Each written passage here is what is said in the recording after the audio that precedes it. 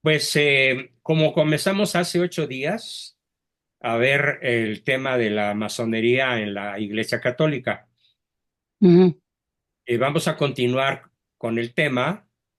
Eh, no me quiero esforzar demasiado ni entusiasmarme demasiado, sino estar con un perfil en un tono que no me obligue a alzar la voz porque siento que no daría de mí lo suficiente. Pero de todas maneras espero que sea muy claro lo que quiero plantear. Estuve buscando en mi gran cantidad de libros sobre masonería. Desde luego tengo libros de masones, libros a favor de la masonería, libros en contra. Y finalmente lo que encontré más valioso para compartir con ustedes es cuál ha sido la postura de la Iglesia Católica verdaderamente, de manera auténtica, la postura de la Iglesia y cuál ha sido la manera mediante la cual la masonería nos ha hecho creer a los incautos, a los ignorantes o a los que no leen y no estudian ni se enteran de lo que está pasando bien en el planeta, que la masonería es algo inocuo. La masonería es simplemente una sociedad fraterna donde se busca el bien común, donde se practica la caridad, la beneficencia pública, donde se ayudan unos a otros para crear una sociedad que marque con el progreso y beneficie a todo mundo. Eso es lo que ellos pretenden hacernos creer que son. Pero vamos a ver realmente encuerarla, vamos a encuerar la masonería desde el punto de vista, sobre todo, de los papas que han sido más asertivos, más contundentemente claros con relación a esto. Quiero hacer referencia a una película que vi hace algunos años, que se llamó, es una serie de películas de la uno a la 4 que se llama Alien. No sé si alguien la vio.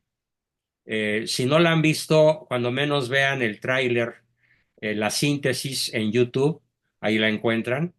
Es un monstruo de muchos tentáculos que aparentemente tiene una inteligencia superior a los humanos, que los abraza, les mete el aguijón por la boca y luego en el estómago de la persona atacada se reproduce y salen muchos pequeños aliens que finalmente crecen devorando a todo bicho viviente que encuentran, sobre todo personas. Pues que sirva esta analogía para hacer entender lo que es la masonería.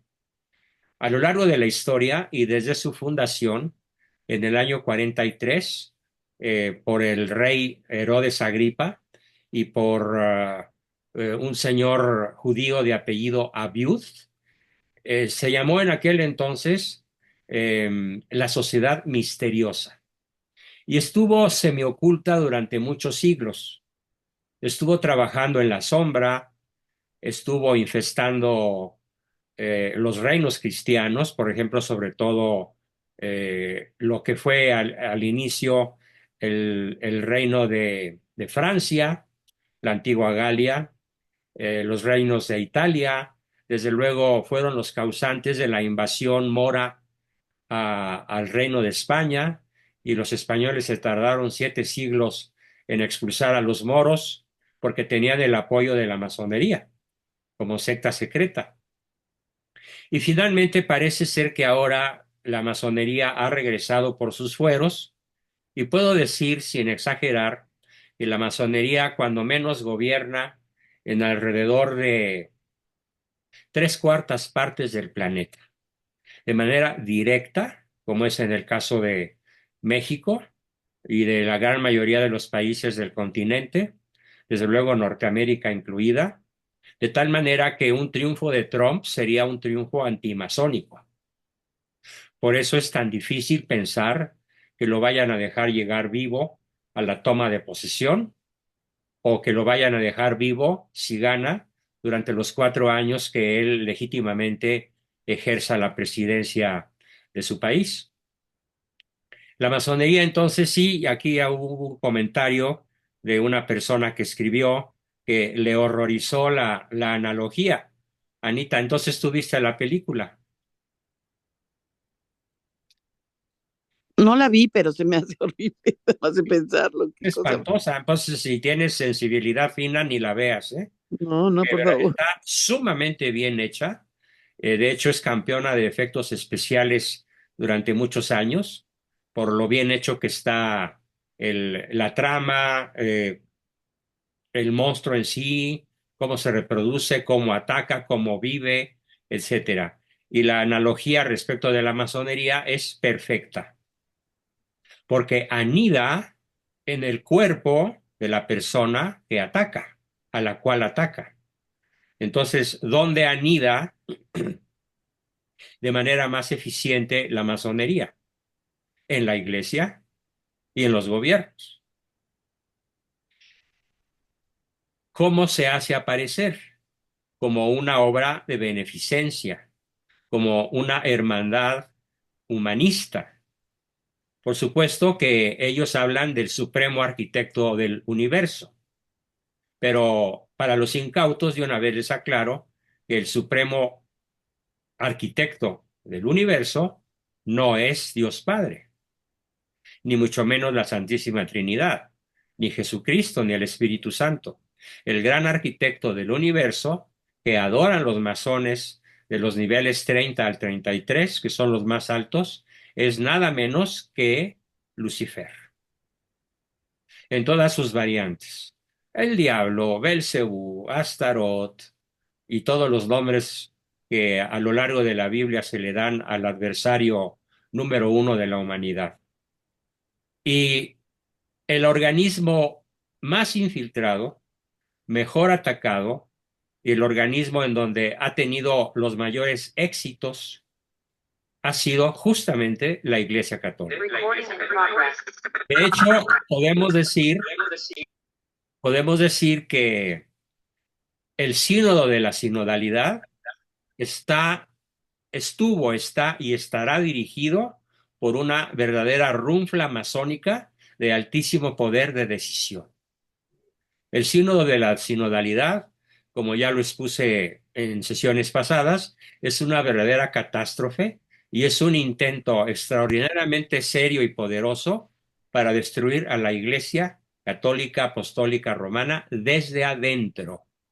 Ya está anidando sus huevecillos y ya han brotado algunos aliens que ya han dado de qué hablar, ya han dado muestra de que son verdaderos depredadores, pero aún así siguen insistiendo en que son una sociedad humanista y benéfica y que adoran al gran arquitecto del universo, el creador del universo, pero entendiendo que no es nuestro Dios, la Santísima Trinidad, sino su Dios.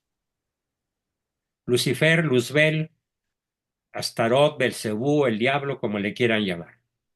Bien, vamos a comenzar por ver eh, primero, cuando da de sí, cuando empiezan a salir los huevecillos al público, ni tarda ni perezosa, la cristiandad que todavía existía, porque la cristiandad termina de existir con la Revolución Francesa. A principios del siglo XVIII, estamos hablando de 1717, eh, como que salió a la luz el primer monstruo alien que empezó a atacar a los estados pontificios, a los reyes, a los reinos católicos, a los reinos cristianos, por ejemplo, al Imperio Austrohúngaro o al Sacro Imperio Romano Germánico y a todos los países que estaban empezando a su consolidación, como era España, Alemania, Austria, Italia, etcétera, Francia. Y los primeros en condenar a la masonería fueron los reyes. Pero fíjense qué cosa más interesante quiero decirles.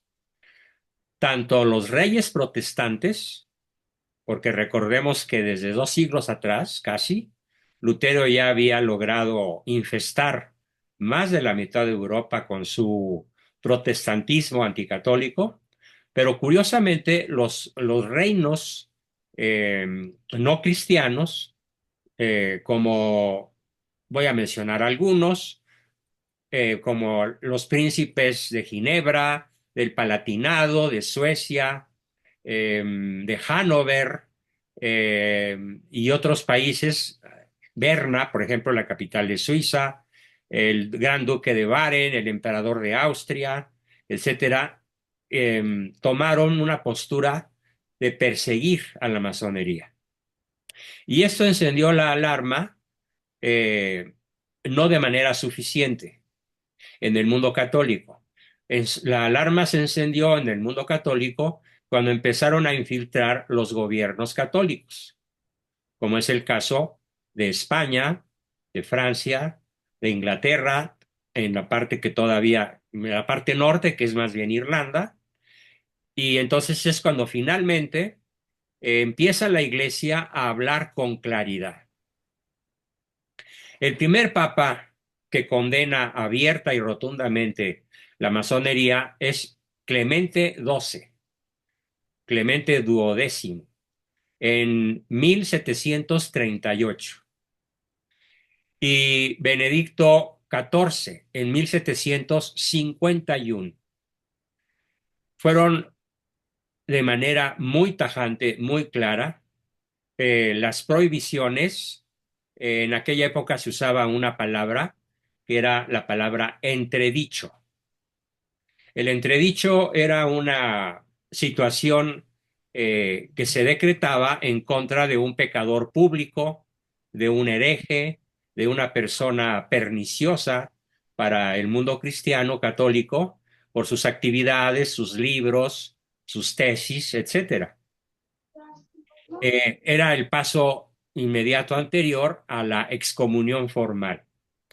Entonces, estos dos papas, repito, Clemente XII en 1738 y Benedicto XIV en 1751, empiezan la larga cadena de condenas contra la masonería. En todos estos casos se constata que las razones alegadas por unos y otros eh, prácticamente se reducen a lo mismo. ¿Qué era lo que más molestaba a los reyes, tanto protestantes como católicos, como a la iglesia? Bueno, en primer lugar, el secreto riguroso con el cual los masones se movían. Y de vez en cuando, algún masón arrepentido iba y despepitaba todo lo que sabía a las personas a las que había engañado. Ese masón concreto iba y, como por así decirlo, confesaba sus aviesas intenciones. Y fue así como cada vez más los estados pontificios, los reinos católicos y el papado se empezaron a dar cuenta de que los motivos de la masonería para actuar de la manera que actúan, y lo digo en tiempo presente, actuaban y actúan, no solamente son de tipo político, ojo con eso, sino que el motivo principal, el objetivo principal de la masonería, dicho en pocas palabras, hago una síntesis, es la extirpación del catolicismo y del cristianismo, incluyendo todas las denominaciones protestantes, de la mente y el corazón de los hombres, del género humano. La pretensión fundamental de la masonería es entonces la destrucción de la Iglesia Católica. Con el paso del tiempo, la masonería entendió que en el mundo protestante iba a encontrar aliados. Entonces cesaron sus ataques contra el mundo de los reyes protestantes y arreciaron sus ataques contra la Iglesia.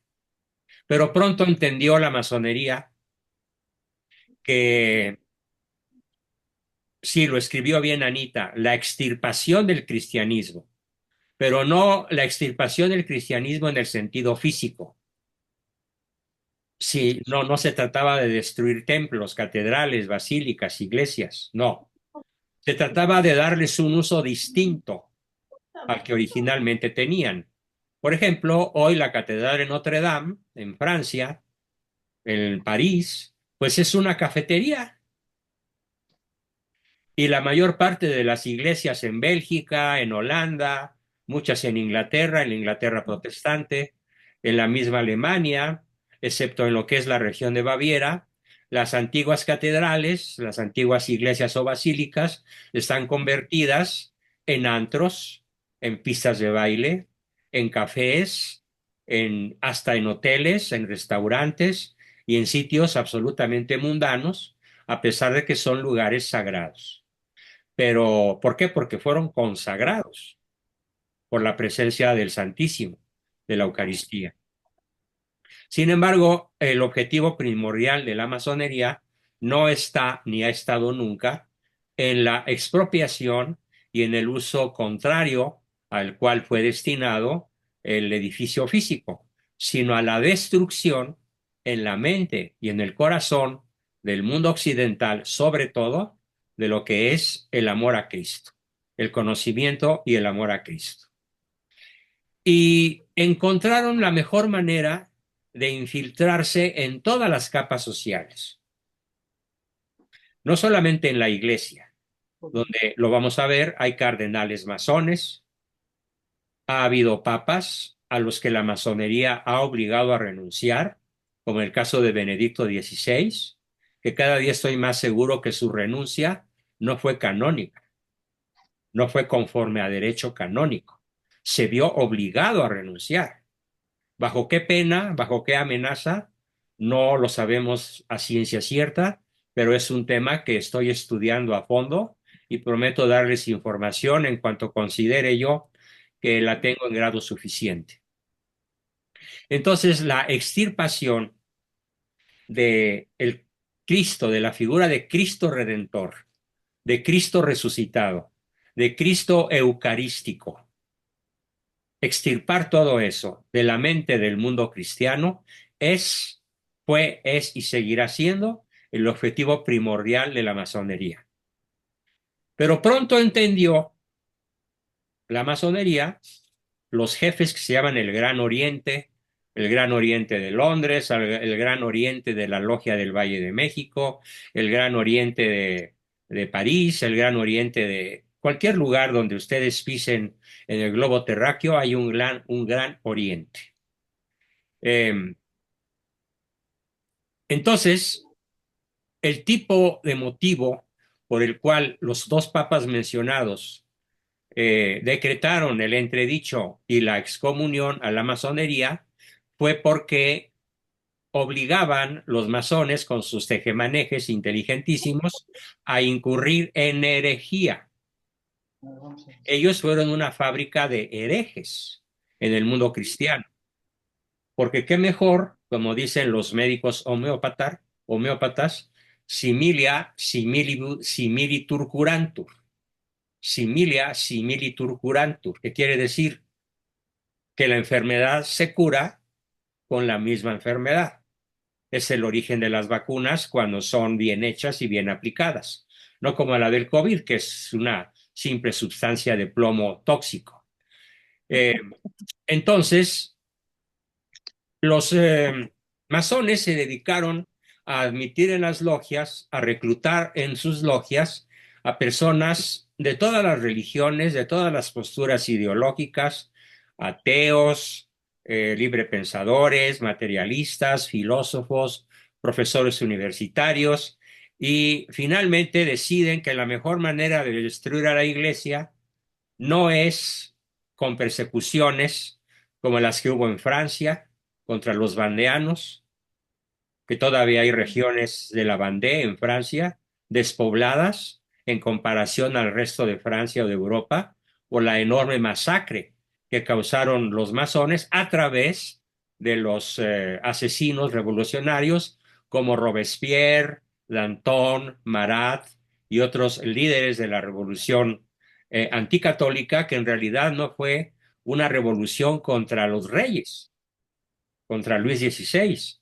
Fue una revolución contra la forma de gobernar de los reyes católicos. Fue una rebelión contra la forma de gobernar de las personas honestas.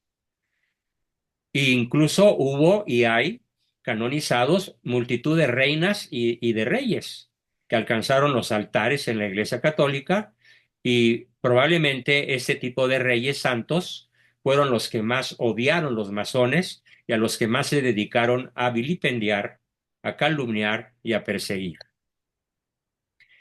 Entonces, la Iglesia, en estos años mencionados,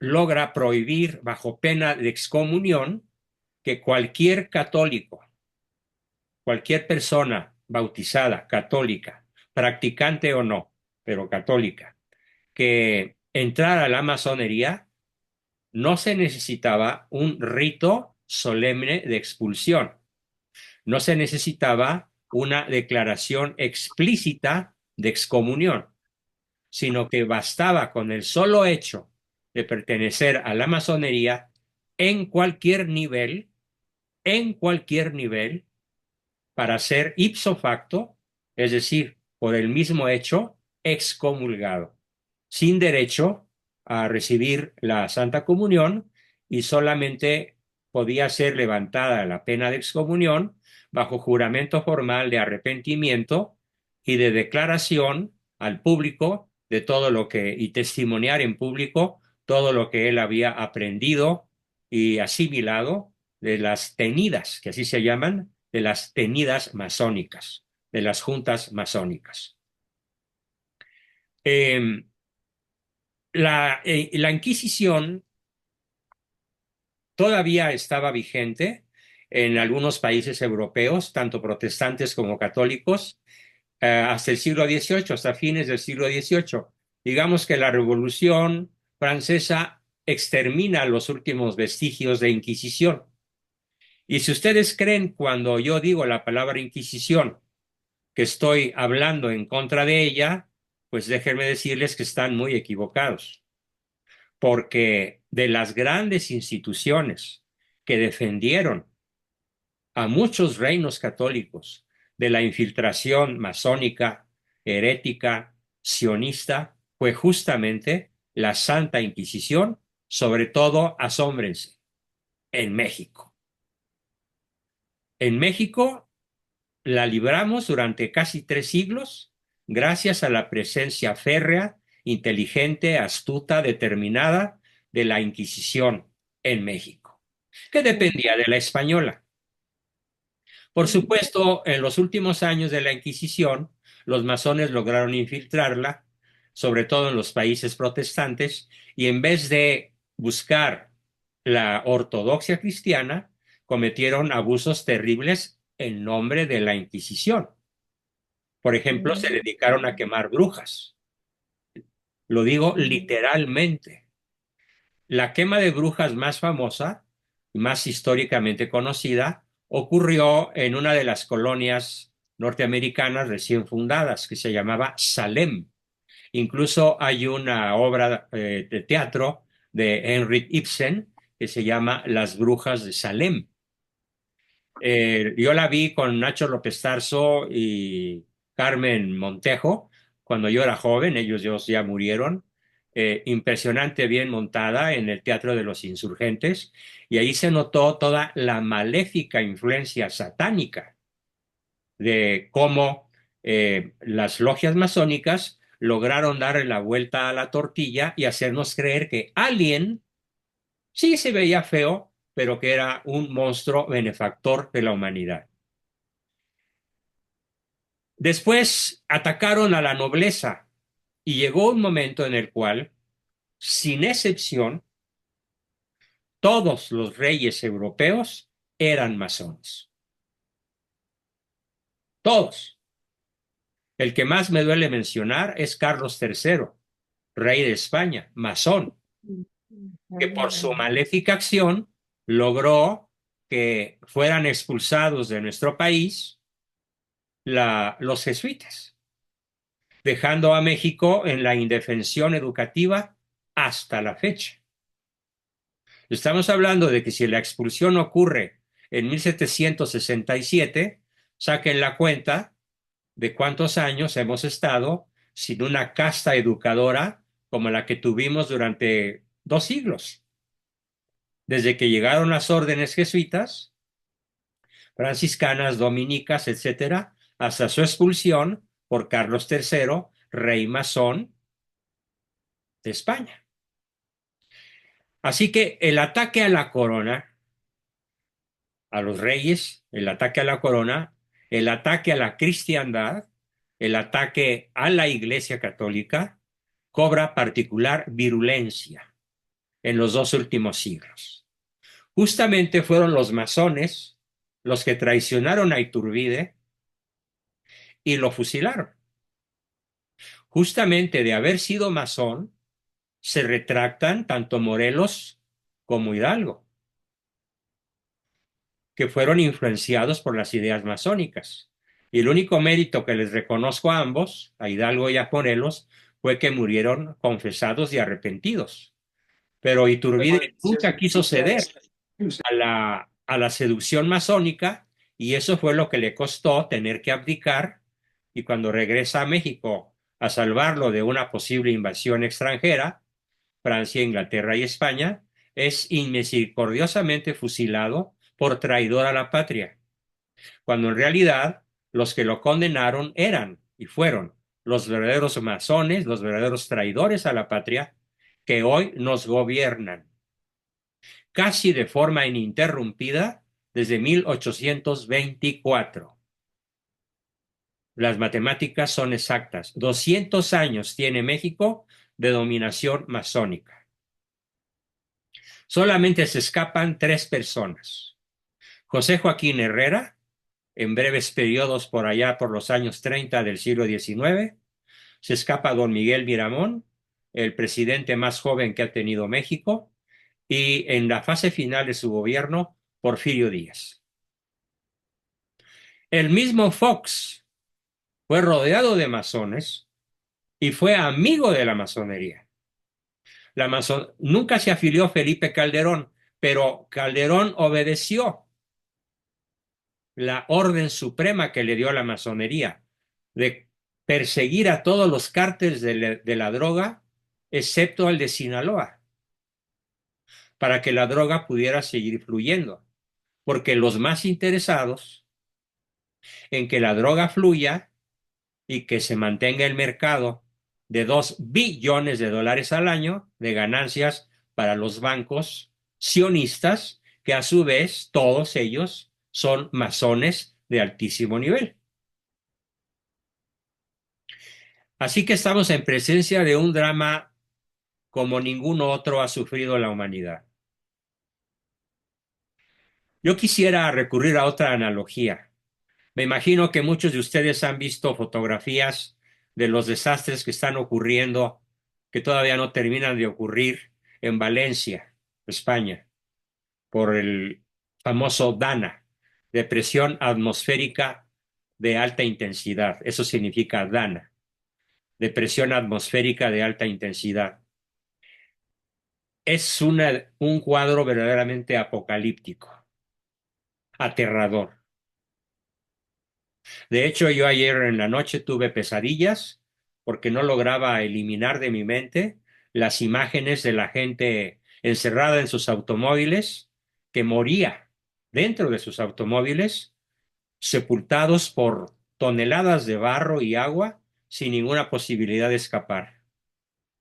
Quedaron miles y miles de automóviles encimados unos con otros y casi todos, por no decir todos, con varias personas en su interior.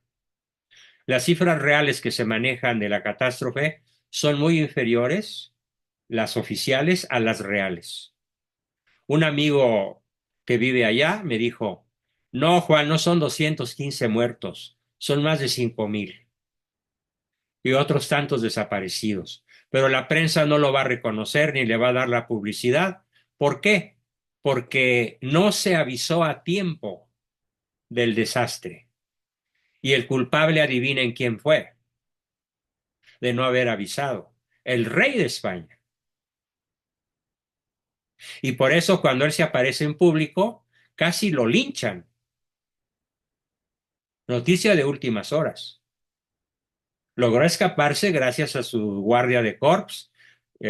Aquí está muy protegido, pero de no haber llevado guardias suficientes, hoy estaríamos cantándole el De Profundis al rey de España, porque él no cumplió con su deber de hacer que las agencias autorizadas enviaran los mensajes de texto a todos los celulares españoles. No los enviaron. De tal manera que hay videos en donde la gente le grita a la reina, ¿por qué no nos avisaron? Bueno, esto que sirve de analogía para lo que hace la masonería. Estoy seguro que por consigna masónica, el desastre de Valencia y el que en esos momentos está empezando a caer sobre Barcelona, tienen una rectoría masónica. Está la inteligencia masónica luciferina detrás o encima o al ladito de estos desastres apocalípticos. Todo lo que sea destruir es la misión suprema de la masonería de alto nivel. Por supuesto, esto lo ignoran los miembros de niveles inferiores. De hecho, muchos se tragan el cuento de que son sociedades benéficas. Ahora, aquí tenemos algo muy, muy interesante. Uno de los artículos que encontré es un artículo que parece escrito por un masón, en donde dice, literalmente, que la Iglesia Católica exageró en su crítica contra la masonería y que hubo un largo periodo en el cual algunos papas no condenaron a la masonería, porque encontraron, y esto es mentira, encontraron que hay logias masónicas que son inocuas, que verdaderamente no hacen daño y que verdaderamente son humanitarias, benevolentes y de beneficencia pública. Pero esto es la gran mentira. La verdadera masonería, incluyendo los Rosacruces, los Carbonarios y todas las denominaciones, los Illuminati y todas las sectas que andan por ahí, semisecretas, secretas o ya descaradas, como acontece en muchas partes del planeta, son intrínsecamente perversas. Pero los autores masónicos intentan decir que las últimas condenas de los últimos papas son injustas. ¿Por qué? Que porque hay logias masónicas que verdaderamente son grandes benefactoras de la humanidad. Y con este señuelo, no sé cuántos, pero una buena cantidad, yo calculo que cuando menos la tercera parte del cardenalato del Vaticano, o sea, de los electores de los papas, cuando menos la tercera parte, ya hicieron pacto con el diablo. Tradúzcase, ya son masones. Mínimo de nivel 22 hacia arriba. Y no me extrañaría que muchas de las ambigüedades, de los errores, de las, como dice mi hermano Salvador, metidas de pata de Francisco, del Papa Francisco, sean obras masónicas, incluyendo desde luego la renuncia anticanónica de Benedicto XVI. Algunos autores que estoy estudiando señalan que como la renuncia de Benedicto XVI no fue canónica, que no siguió los cánones que marca la teología moral de la Iglesia, entonces su renuncia no fue válida. Y entonces ellos sostienen la tesis de que el trono de Pedro en esos momentos está vacante. No he hecho mía esa tesis, pero sí hago mía la duda. Y es mejor maestro el que duda y el que reconoce que no lo sabe todo, el que afirma cosas sin un suficiente conocimiento del caso. Lo estoy estudiando en forma profunda y constante y cuando tenga un conocimiento mayor de este escabroso tema, lo platicaré con ustedes. Por ahora, por ejemplo, en la época de la Revolución Francesa, hubo una secta que se llamó la secta de los jacobinos. Y ahora la palabra jacobino se aplica a todo aquel que odia a los curas y procura perseguir a la Iglesia Católica. Podemos decir que nosotros tenemos un gobierno jacobino encabezado por una arpía jacobina y que toda la horda morenista es jacobina, para que se entienda bien qué quiere decir jacobina. Finalmente, desde Pío VII, en 1821, hasta la Humanum Genus de León XIII en 1884, fíjense, es un periodo de poco más de 60 años, Pío VII escribe una encíclica formidable que ojalá la quieran leer, yo se las voy a enviar, que se llaman Ecclesiam Christi, que quiere decir la Iglesia de Cristo, hasta Humanum Genus de León XIII, que significa acerca del género humano. La masonería será identificada por Roma como una sociedad clandestina maléfica cuya finalidad es conspirar para la aniquilación de la Iglesia y de los poderes del Estado. Y la mejor manera de hacerlo es la infiltración.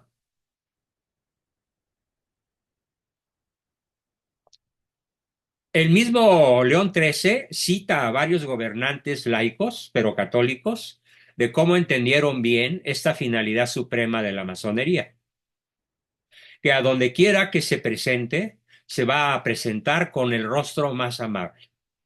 De hecho, a mí me invitaron. De hecho, de todos ustedes he sabido que Adrián Ortega, nuestro compañero que ahora no lo veo por aquí, a menos que andes por ahí, Adrián, identifícate. Él llegó hasta cierto nivel y finalmente, al darse cuenta de los verdaderos fines masónicos, pues logró salirse y conservar vivo el pellejo a pesar de que, pues, hubiera podido asesinar, sobre todo porque él ha revelado muchas de las cosas. De hecho, ha compartido con nosotros las famosas planchas masónicas sobre los verdaderos fines de la masonería. Así que, resumiendo, finalidad de la masonería, como quiera que ésta se presente. No importa el nombre, no importa la apariencia, no importa el ropaje, no importa el disfraz. Por ejemplo, algo que no dije el día 31, el día primero, por favor, cuando hablé del Halloween, es que la fiesta del Halloween fue introducida en el mundo masónico, en el mundo norteamericano, proveniente de Inglaterra, por sectas masónicas, para borrar las dos fiestas católicas, la de Todos Santos y la de los fieles difuntos. Y tampoco es cierto que el pan de muerto sea tradición mexicana, porque México conoció el trigo a la llegada de los españoles y tardó varios siglos en inventarse el famoso pan de muerto. Lázaro Cárdenas, presidente masón, presidente marxista, fue el que introdujo la fiesta del Halloween para sustituir a las dos fiestas religiosas. Y ahora tenemos una millonada de muchachitas, de señoras de buen ver de la High Society que juegan a disfrazarse de brujas, demonias y calacas y creen que eso es muy mexicano. No, señores, no es mexicano, es masónico. José Guadalupe Posadas, el inventor de las Catrinas, también era masón. Así que, de refilón, rescatemos nuestras fiestas verdaderas, todos santos y fieles difuntos. Y si quieren, cómanse el pan llamado pan de muerto, pero en otro contexto, no en el contexto pagano, sino en el contexto católico. Y después, en el Concilio Vaticano II, la masonería como que no es condenada de una manera tan evidente como ya había sido condenada anteriormente por los papas mencionados, pero de todas maneras en el Concilio Vaticano II, que fue dominado por izquierdosos, literalmente, se logra una declaración que dice: la masonería maquina contra la Iglesia o contra las potencias civiles legítimas. En el Concilio Vaticano II de 1960 y tantos. Y luego voy a mencionar, para terminar mi exposición, diciéndoles que en 1983, el Observatorio Romano, la Iglesia promulga la inconciliabilidad entre la fe cristiana y la masonería. La masonería y la fe católica son irreconciliables, inconciliables. ¿Por qué? Porque la masonería ante todo predica los principales errores filosóficos: el relativismo ético, el relativismo moral, el relativismo filosófico, el pragmatismo, la lucha por el poder, el neomodernismo o posmodernismo, y todos los errores filosóficos posibles son obra de la masonería o de personas que fueron influenciadas por las sectas masónicas y sus principales intelectuales. Porque hay que reconocer que los masones no son nada tontos. Reclutan a puras personas eruditas, inteligentes, brillantes, con puestos importantes, para que los ayuden a seguir tejiendo una gigantesca red de aliens que aspira de manera imperturbable a la destrucción, a la aniquilación de la Iglesia Católica como tal, pero sobre todo a su extirpación de la mente de los humanos que vivimos el catolicismo, que todavía en México podemos decir que está bastante vivo. En síntesis,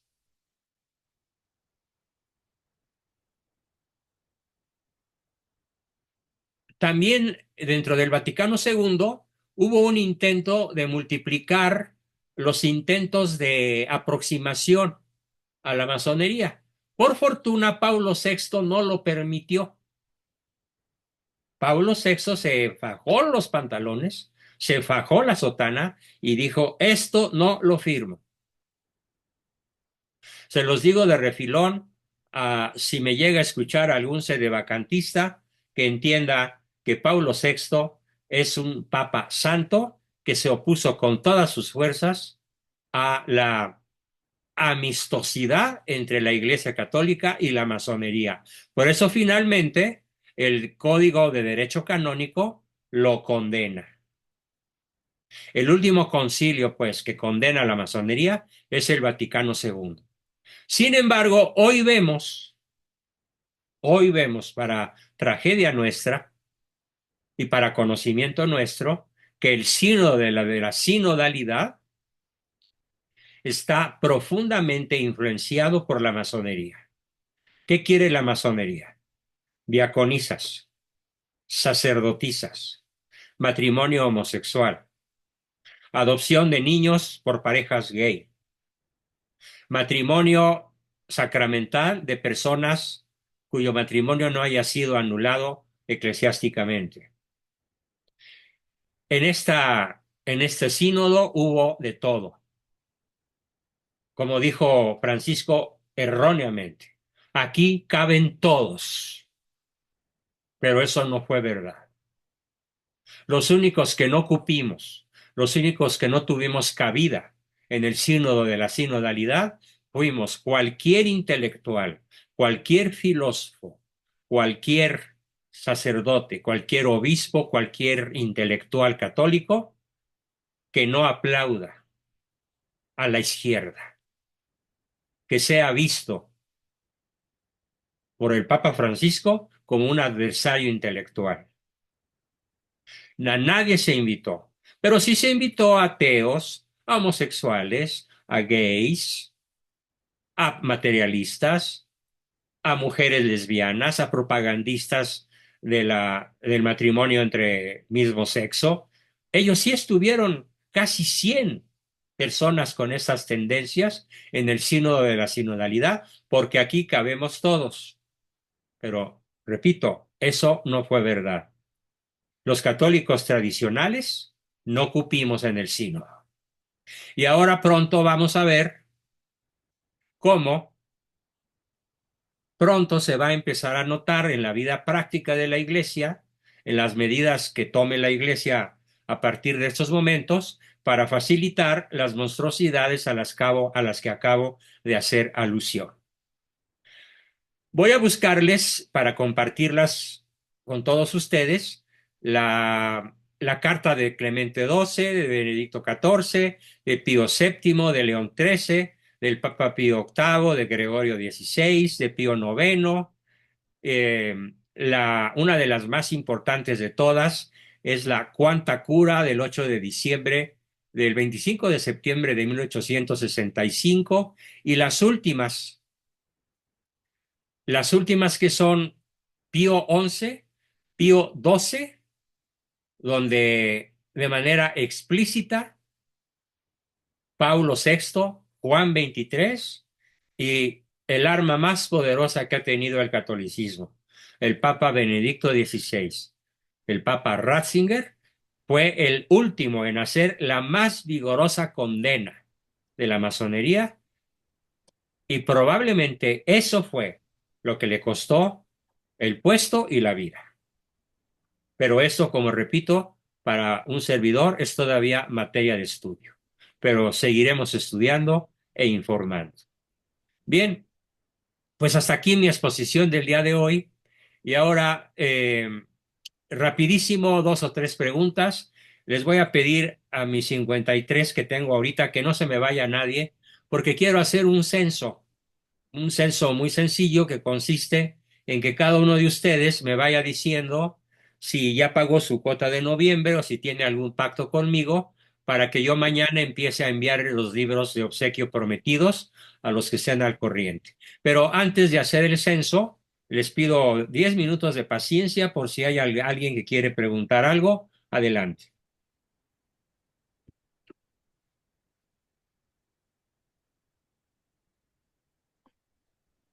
Mi té de Teraflu. Bien, eh, veo que nadie levanta la mano. Yo, profesor, Sí, Vero. yo siempre le pago a mitad del mes, me tocaría más o menos el 16 de noviembre, profesor. El 16 de noviembre. A ver, permíteme un momento. Voy a